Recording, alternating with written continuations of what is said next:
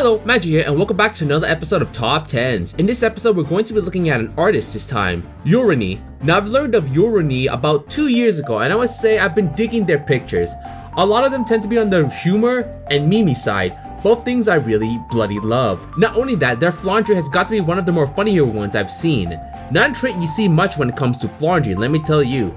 So without further ado, let's begin the top 10 Yoruny Touhou pictures. Number 10. So back in school, in my circle of friends, I had a couple of people who told lots of jokes. The topic varied, so at times I would just die laughing, and others, I would tilt my head in confusion since it referenced something I wasn't familiar with, although my friends understood it and laughed at it. So I clearly was missing out on some things. Regardless, it was fun to hear those jokes back in the days.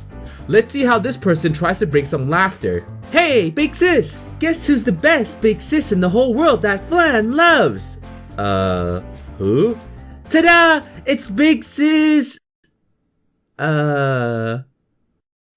Ta-da? You're definitely doing this on purpose, aren't you? But I was just trying to. I can safely say none of my friends ever needed a mirror to tell their jokes. While it started off as a kind gesture from Flandre, it clearly played out as a joke in the end. I can respect that. I feel a little bad for Flandre since she was just trying to be a nice sister. Oh well, you can't win them all. Number 9. In Touhou, the main girls are Yoruny and Marissa. Being the playable characters in all of the main and fighting spin-offs, plus the print works as well, they tend to see each other a lot. At this point in time, it wouldn't be out there to say they're best of pals. Due to their closeness, it's not strange if they play jokes on one another. So what's your type? What? Damn, Yoruny, you're horny. I know I'm your type. I don't know what part I should feel worse on. The fact that she used such an elementary level of a joke, or the fact that Marissa looked so smug saying that. Regardless of my feelings, Yoruny certainly earned the right to punch Marissa. Number 8. If you watch my gameplay series, then you'll know that one of the games I recently played was the psychological horror game, Third Eye. Honestly, it was one of the first horror games I've ever played. The only other game I've played that would be in that realm is Resident Evil 5, but I know everyone considers it more action than horror, something I even noticed as well. I don't tend to do well with horror. My track records with horror-themed movies as a kid kinda left me scarred. And unfortunately, it would seem one of those horrors is taking roots in reality.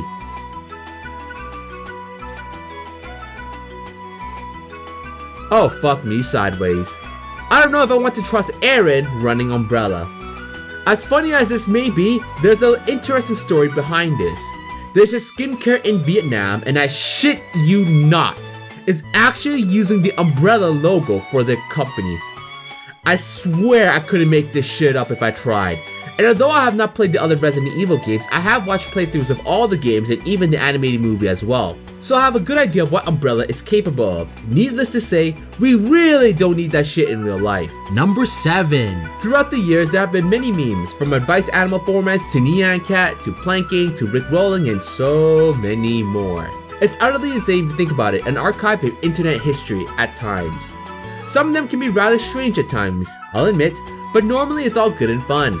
Unless it's related to dangerous stuff like many of those challenge videos. The cinnamon and Tide Pods are ones I can think of off the top of my head. As memes come and go, it appears they're arriving in Tokyo as well, for better or worse.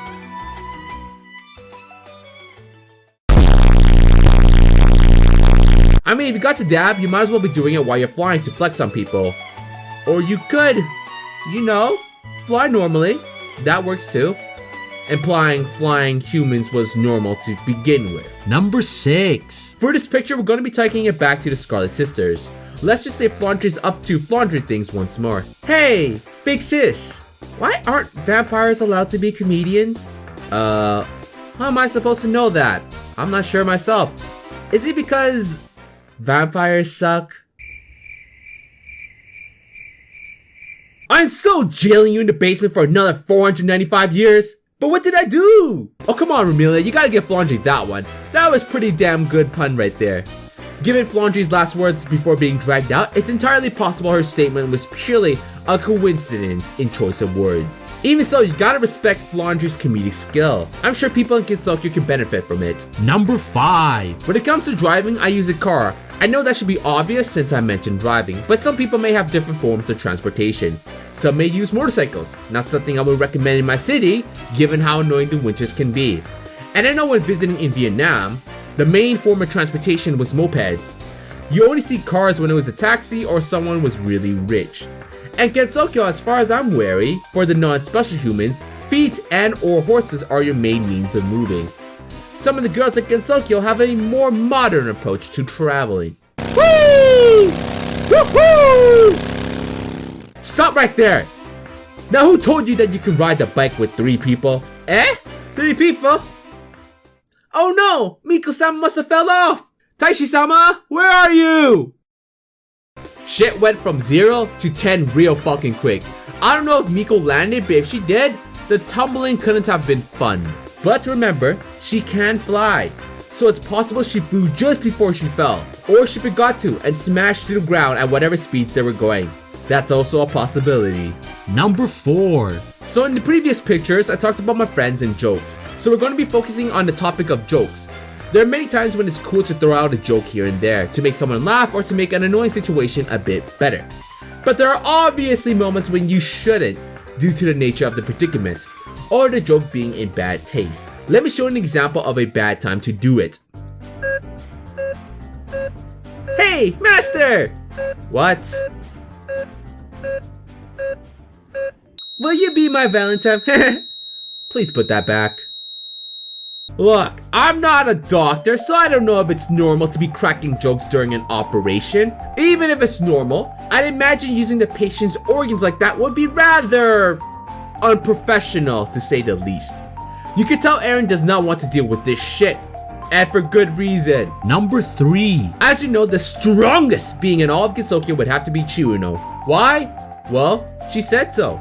And who am I to argue with Chiruno? Am I right?